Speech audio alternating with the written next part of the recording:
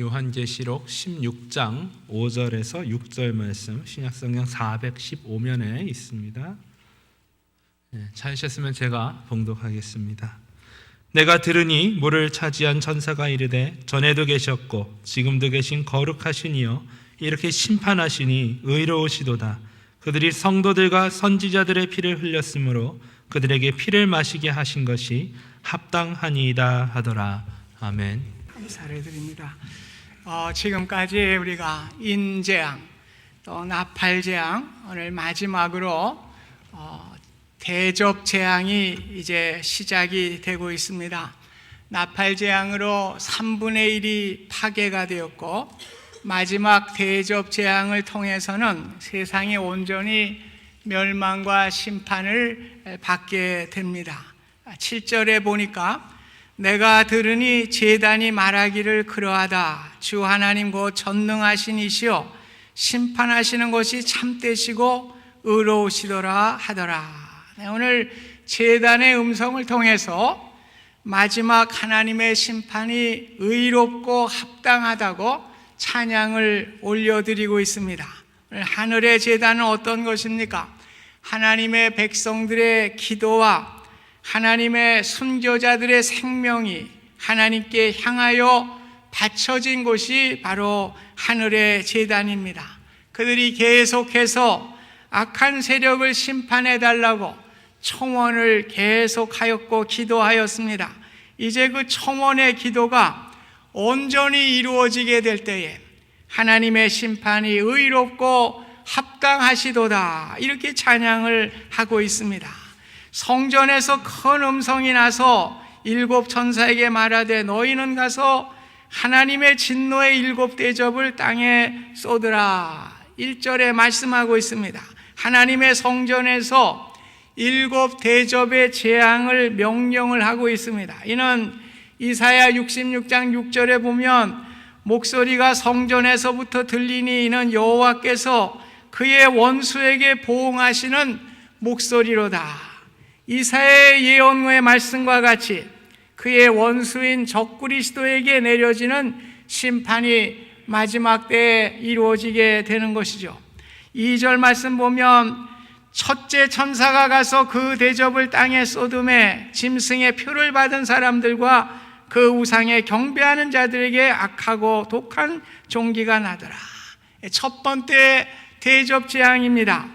땅에 대접을 쏟으니 짐승의 표를 받은 사람들과 우상에게 경배한 사람들이 오늘 독종이 나는, 헌대가 나는 무시무시한 재앙을 말씀하고 있습니다.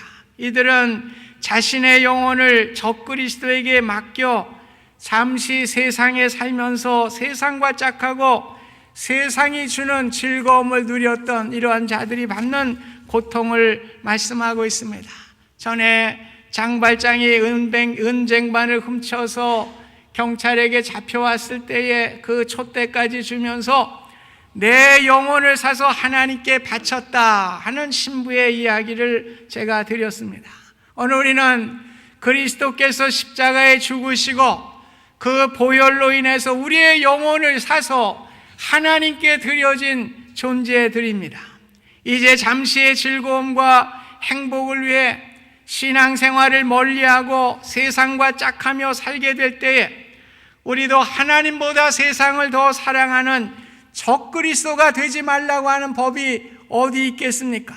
이러한 적그리스도에게 내리는 독한 독종 헌대의 심판을 면할 수가 없는 것입니다. 우리는 잠시의 즐거움과 안락함과 평안함을 위해서 우리의 영혼을 적그리스도에게 팔 수는 없는 것입니다. 그리스도 안에서 우리가 바라는 것이 다만 이 세상뿐이라고 하면 모든 사람들 가운데 우리와 같이 불쌍한 사람이 없을 것입니다.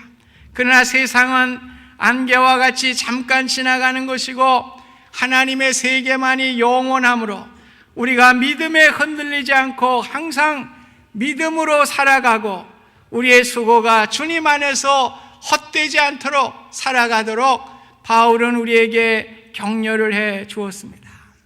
두 번째 대접재앙입니다. 3절에 그 대접을 바다에 쏟음에 바다가고 죽은 자의 피같이 되니 바다 가운데 모든 생물이 죽더라.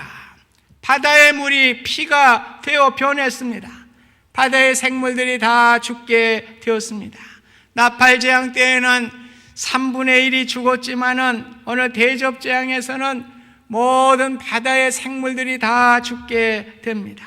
세 번째 대접재앙이 쏟아집니다. 4절에 셋째 천사가 그 대접을 강과 묽은 온에 쏟음에 피가 되더라. 이 재앙은 우리가 살아가는 물, 강과 물에 피로 오염되는 이러한 세상의 모든 물이 피로 변하게 됩니다. 적그리스도들, 성도들과 선지자들의 피를 흘리하였기에 그 피를 마시게 하는 것이 합당한 심판이고 의로운 심판인 것을 다시 한번 우리에게 재확인해 주고 있는 것입니다. 저는 우리 민족이 참 복받은 민족, 이렇게 복받은 민족이 없어요. 북한의 공산 정권이 들어서고서 6천여 명이 순교의 피를 흘렸습니다. 그리고 조금 지나서 2차 박해 때 2천여 명이 순교를 하게 되고 많은 성도들이 그때 지하의 교회에 숨어 들어가게 되고 이렇게 통계 숫자가 나오고 있습니다. 물론 정확한 숫자는 아닐 것입니다. 정확한 통계를 낼 수 없기 때문에 그렇죠. 우리 민족같이 유난히 순교자를 많이 배출한 민족은 없어요.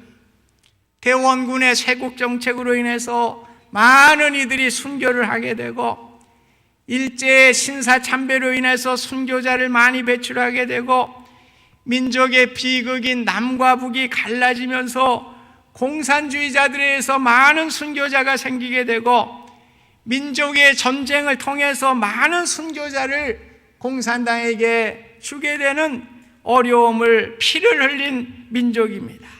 우리 믿음의 선조들이 흘린 보배로운 피 때문에 그 순교 때문에 우리 민족을 사랑하신 것이죠. 대한민국을 그래도 기독교 국가로 선교의 제2의 국가로 세워주신 하나님의 은혜는 바로 순교자의 피가 있었기 때문에 가능한 것이었습니다. 오늘 우리가 이 땅에 이민자로 살아가지만은 우리 믿음의 선조들이 가졌던 그 믿음의 정절을 지키고 순교의 정신을 가지고 믿음으로 승리하며 나아갈 수 있기를 간절히 부탁드립니다. 신앙의 정절을 지킨 윤동주 시인 27세 2개월 만에 감옥에서 짧은 인생을 살다 갔지만은 그의 시 십자가라고 하는 시를 보면 괴로웠던 사나이 행복한 예수 그리스도에게처럼 십자가가 허락된다면 모가지를 들이우고 꽃처럼 피어나는 피를 어두워가는 하늘 밑에 조용히 흘리겠습니다. 대조법이에요. 오늘 예수님이 괴로웠던 사나이, 행복했던 사나이입니다. 오늘 십자가라고 하는 것은 괴로운 것이지만은 오늘 천국과 맞닿아 있기 때문에 행복한 것입니다. 그는 십자가라고 하는 믿음의 정절을 지키기 위해서 감옥에서 죽어가지만은 십자가에 어려움이 있지만은 오늘 그 이면에 하늘과 맞닿아 있는 인생의 행복을 느끼기 때문에 나는 행복한 사람이다. 오늘 자신의 피를 모가지를 들이우고 하늘 밑에 믿음으로 조용히 흘리겠습니다. 아주 아름다운 그 신앙의 모습을 우리가 보게 된 것입니다. 우리가 잠시 세상의 영원한 행복을 누릴 수가 없는 것이죠. 오늘 잠시 세상에 우리가 즐거워하고 이 세상을 즐기기 위해서 우리의 영혼을 사단에게 팔 수는 없는 것입니다. 오늘 영원한 삶을 위해서 오늘 우리가 그 믿음으로 승리하며 나아가야 되는 것을 우리에게 교훈해 주고 있습니다. 강과 물이 온통 피로 변했습니다. 모세로 하여금 애굽에 내린 피의 재앙을 누구도 거둘 수가 없었던 것이죠. 오늘 하나님만이 그것을 고칠 수가 있었습니다. 생수의 근원 되시는 하나님이십니다. 재앙을 바라보면서 우리는 생수의 근원 되시는 하나님께 돌아가는 삶을 통해서 영원한 천국의 행복을 누릴 수 있기를 주님의 이름으로 부탁드립니다. 네 번째 재앙이 8절에 나오죠. 넷째 천사가 그 대접을 해에 쏟음에 해가 권세를 받아 불로 사람들을 태웠다고 그랬습니다. 해가 뜨거워져서 많은 사람들을 불로 태워 죽이는 재앙입니다. 나팔 재앙에서는 해가 3분의 1이 어두워지는 그러한 반면에 대접 재앙에서는 오히려 해가 뜨거워져서 사람들을 뜨거움으로 태우고 있습니다. 태양은 우리에게 따뜻함과 식물을 자라게 해서 우리에게 좋은 양식을 생산하게 되고, 또 수증기를 구름이나 비로 눈으로 만들어서 생물들이 살아갈 수 있는 에너지를 우리에게 제공해 주는 아주 소중한 것입니다. 오늘 우리가 믿고 있는 에너지는 무엇입니까? 여러분이 생각하는 것이 물질입니까? 자식입니까? 지식입니까? 친구입니까? 등등 나를 이끌어가는 에너지원이 무엇인지 우리가 생각하게 될 때에 오히려 이것이 태양이 불을 태우는 것과 마찬가지로 나를 태우게 되는 두려운 재앙이 우리에게 임하게 된다고 하는 사실입니다. 오늘 우리는 주님으로 우리의 에너지의 자원을 삼으실 수 있기를 소원합니다. 나를 위해 우리를 위하여 십자가를 지신 주님, 그 사랑 그 은혜 무엇에다 비교할까? 앉으나 서나 주님 생각, 자나깨나 주님 생각, 한이 없는 주님 사랑 비교할 것이 없어라. 제 이야기 아니라 복음성가 가사입니다. 이제 다섯째 재앙이 나와요. 10절에 보면 다섯째 천사가 그 대접을 짐승과 왕자에 쏟으니 그 나라가 곧 어두워지며 사람들이 아파서 자기 혀를 깨물었다. 오늘 짐승의 왕자 적그리스도의 세력의 본거지에 이제 그 대접이 쏟아지게 됩니다. 그런데 그 고통이 얼마나 심한지 혀를 깨물게 되었다고 합니다. 고통이 심하면 사람이 혀를 깨문다고 그래요. 그래서 심하게 되면 혀를 깨물어 자살을 한다는 이야기도 들어보지 않았습니까? 오늘 사람의 고통이 심해서 너무나 견디지 못해서 혀를 깨물게 되는 고난이 임하게 되는 것입니다. 오늘 사탄의 문화에 쏟아지는 재앙이라고 하겠습니다. 하나님은 이스라엘 백성들이 가나안에 들어가게 될 때에 가나안의 문화를 쫓아내라고 분명하게 말씀을 했습니다. 오늘 영적인 문화는 우리의 삶을 지배하기 때문에 그렇습니다. 가나안의 문화를 쫓아내지 못하면 영적으로 그 문화가 그들의 삶을 지배하기 때문에 그렇습니다. 하나님을 섬겼던 그들이지만은 가나안의 문화를 쫓아내지 못하게 될 때 그들이 우상 숭배에 빠지게 되고 하나님을 멀리하게 되는 결과를 가져오게 되었습니다. 우리는 세상에 발을 담고 살아가기 때문에 세상 문화 속에서 살아가고 있지만은 우리가 세상 문화에 빠지게 될 때 우리는 영적으로 세상 사람과 다름없는 삶을 살아갈 수밖에 없다고 하는 것을 우리가 기억하셔야 됩니다. 늘 경성하면서 주님의 신부로서 주님을 맞는 복된 은혜가 저와 여러분에게 함께 하실 수 있기를 간절히 소원합니다. 여섯째 재앙, 길어서 12절 이하에 쭉 나오는데 제가 요약을 할게요. 대접을 유브라데 강에 쏟으니 강물이 말라버립니다.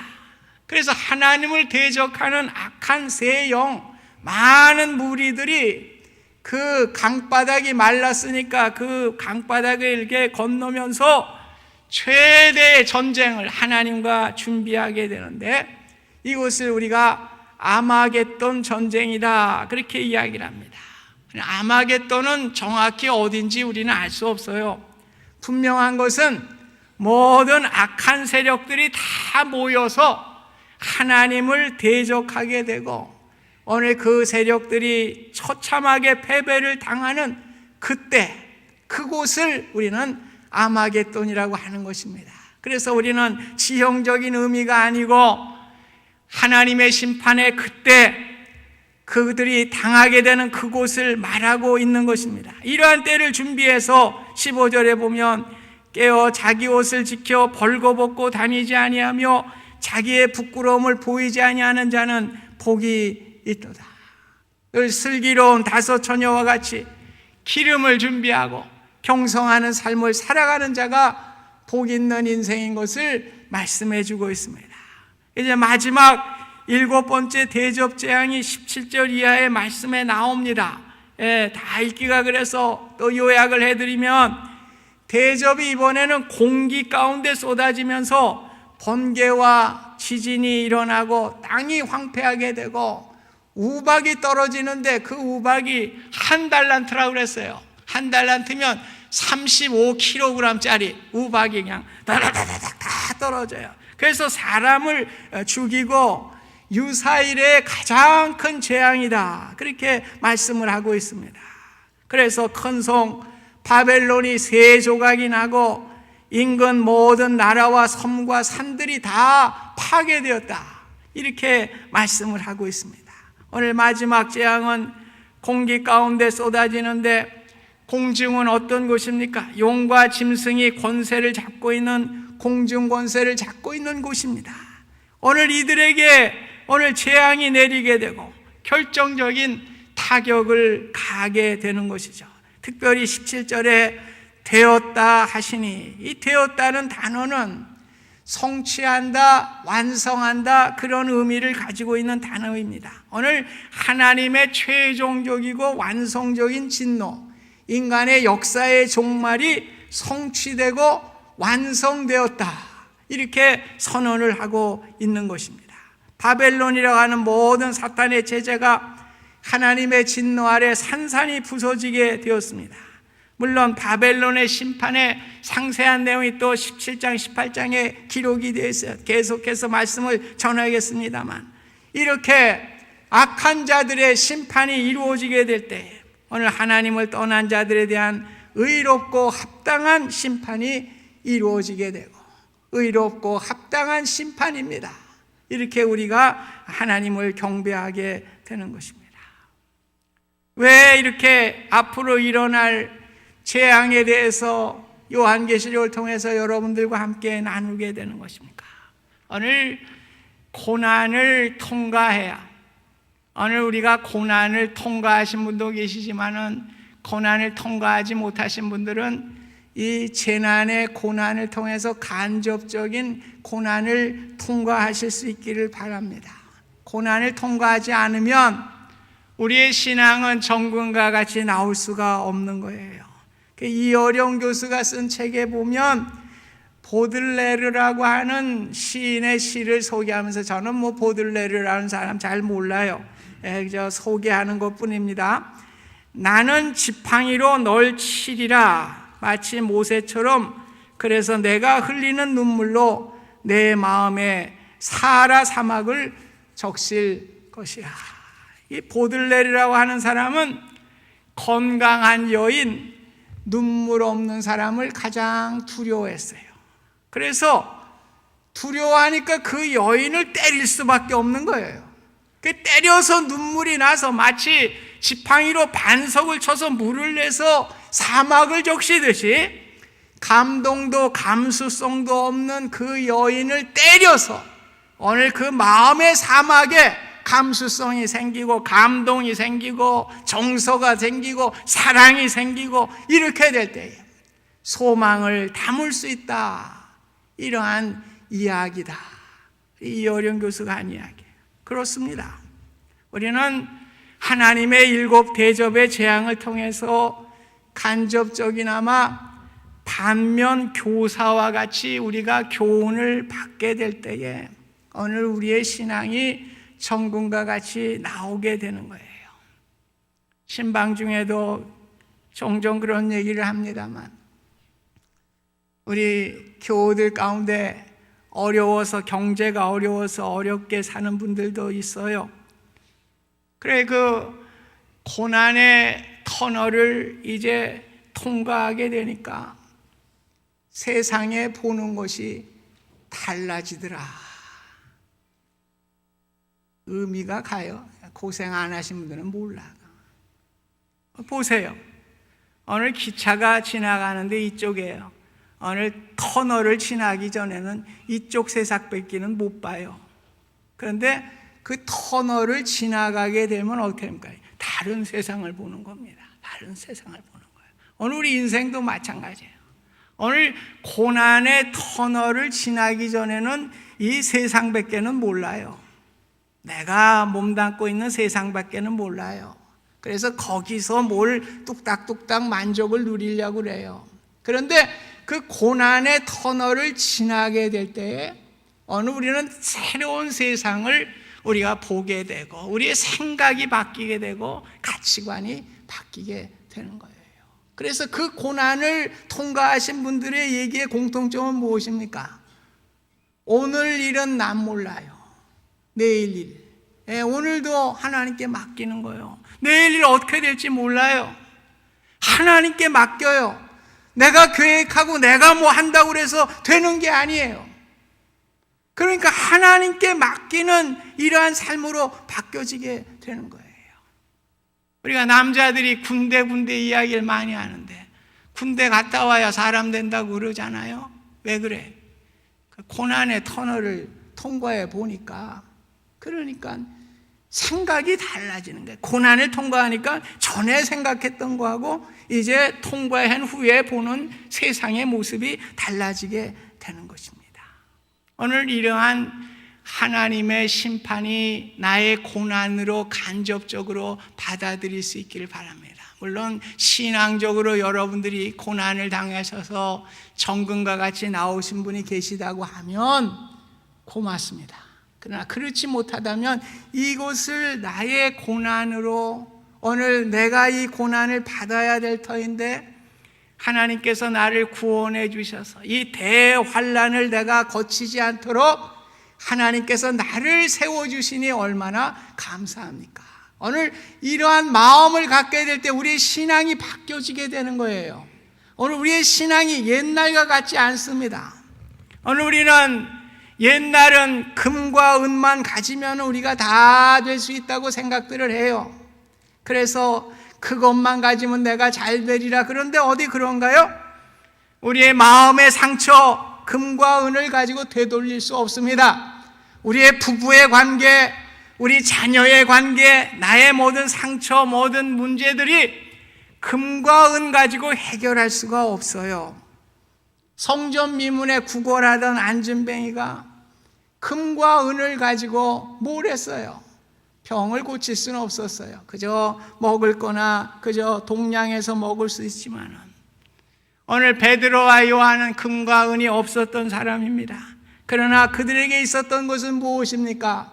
나사렛 예수 그리스도가 그들의 마음에 있었습니다. 그래서 나는 은과 금은 내게 없지만은 내게 있는 나사렛 예수 그리스도의 이름으로 명하노니 일어나라! 벌떡 일어나게 된 거예요. 금과 은으로 할 수 없는 역사가 예수 그리스도를 통해서 일어나게 되는 기적을 맛보게 됩니다.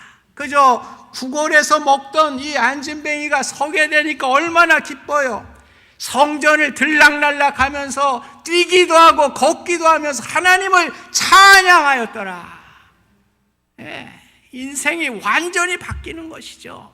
오늘 예수 그리스도가 내 안에 들어오게 되니까 오늘 우리의 인생이 완전히 바뀐 거예요. 하나님은 사랑하는 독생자 예수 그리스도를 화목제로 세상에 보내셨습니다. 매와 채찍을 맞으시고 가시관을 쓰시고 손과 발에 못이 박히시고 옆구리에 창을 받으셔서 물과 피를 다 흘리시고 이러한 죽음으로 우리를 구원하시고 심판을 면하고 우리가 하나님의 나라에 갈 수 있는 귀한 축복을 허락해 주었습니다. 오늘 우리가 세상 살면서 아직도 은과 금이 필요해서 그것만 가지고 동분서주하며 뛰어다니는 인생을 사시지 마시기 바랍니다. 물론 필요하죠. 그러나 그것이 우리의 생활의 주가 되고 신앙생활이 부차적인 것이 되게 될 때에 오늘은 우리는 하나님의 심판의 모습을 통해서 우리가 교훈을 받을 수가 없어요. 오늘 우리에게 진정한 기쁨과 은혜를 누릴 수가 없는 것입니다. 하나님은 의롭고 합당하신 분입니다. 오늘 우리가 세상을 즐기고 세상을 탐닉하고 살아가게 될 때 제가 얘기하잖아요. 여러분에게 심판을 면할 수 없어요. 면할 수 없어요. 오늘 늘 구원의 반열에 서는 복된 성도들이 되실 수 있기를 주님의 이름으로 축원드립니다. 오늘 하나님이 다 하시는 거예요. 오늘 내가 자꾸 하려고 그러지 마세요. 고린도서 4장 7절에도 보배를 질그릇에 담았으니 심히 큰 능력이 하나님께로 있고 내게 있지 않음을 알게 하려 하심이라. 오늘 우리가 가져야 될 것은 무엇입니까? 예수 그리스도의 보배로운 보배를 내 마음에 갖는 것입니다. 여러분, 금과 은 가지고 해결할 수 없는 문제들이 세상에는 너무나 많이 있습니다. 오늘 우리는 예수 그리스도, 오늘 나를 구원하셔서 오늘 하나님의 뜻대로 살 때에 대환란을 우리가 면하게 되는 거예요. 여러분, 그것을 우리가 앞당겨야 돼요. 오늘 우리가 이 세상에서 즐겁고 기쁘고 이런 것들이 잠깐인데 오늘 그것 때문에 우리가 신앙을 팔아먹어서 오늘 그 고난의 대환란에 우리가 휩쓰이게 되는 어려움을 갖게 된다. 생각해 보세요. 얼마나 끔찍한 일입니까? 오늘 우리는 믿음으로 사실 수 있기를 바랍니다. 오늘 우리의 삶이 고단하고 힘들다고 그래도 믿음으로 살 때 어떻게 돼요? 터널을 지나가는 거거든. 지나가면 우리의 세계관이 바뀌어요. 우리의 생각이 바뀌게 됩니다. 그래서 우리는 이러한 믿음으로 승리할 수 있기를 바랍니다. 여러분, 환난, 그건 나하고 무슨 상관이 있나? 상관이 있어요. 오늘 믿음으로 살지 못할 때 그 환난이 우리에게도 임하게 되는 것이죠. 오늘 우리는 이 땅에 어렵고 힘들지만은 그 터널 너머에 있는 소망을 바라보면서 오늘 우리가 기쁨으로 사실 수 있기를 바랍니다. 금과 은은 내게 없지만 우리 예수 그리스도가 있어요. 예수 그리스도. 그래서 저는 우리 성도들, 어려움을 당하는 성도들을 볼 때마다 제가 그런 얘기를 해줍니다. 당신이 진짜 성경적으로 사는 사람입니다. 오늘 하루하루 기뻐하잖아요. 그래서 난 멕시칸 히스패닉들이 신앙은 없는데 진짜 성경적이야. 걔들이 내일이 없잖아. 그냥 오늘 그냥 임금 받아가지고 띵까라 딱딱딱딱 하면서 얼마나 즐겁게 살아. 예. 진짜요. 신앙만 있으면 100% 진짜 귀한 믿음을 가진 사람들이 신앙이 없으니까 우리가 신앙을 갖고 히스패닉한테 배워야 돼요. 우리 하나님께 감사하고 오늘 주어진 일마다 하나님 감사드리면서 오늘 그 고난을 면하게 계신 하나님 감사합니다. 우리가 이 세계관이 바뀔 수 있기를 바랍니다. 고난의 터널을 못하신 분들은 이 말씀 가지고 터널을 통과하셔요. 그래서 우리의 생각이 바뀌지 않으면 우리는 계속 세상에 머물 수밖에 없어요. 오늘 이러한 믿음을 가지고 저와 여러분들이 어디를 가든지 뛰거나 걷거나 하나님을 찬양하는 예수 그리스도의 보배를 우리의 질그릇에 담는 우리 모두가 되실 수 있기를 주님의 이름으로 축복드립니다.